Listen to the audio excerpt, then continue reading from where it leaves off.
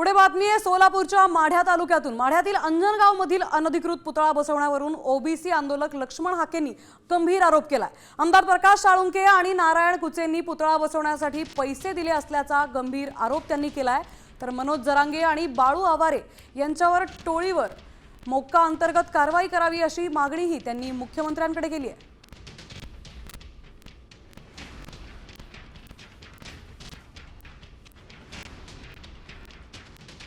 ते जे पुतळे बसवलेले आहेत त्या पुतळ्याच्या खाली एका बाजूला मनोज जरांगे आरक्षण योद्धा, परत सांगतो, आणि एका बाजूला बाळू आवारे स्मारक योद्धा। वाईट या गोष्टीचे आहे।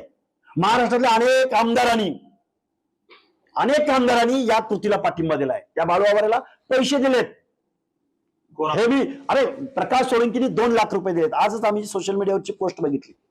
आणि नारायणराव कुचे 10 का 20 पुतळ्यांसाठी स्पॉन्सरशिप केली।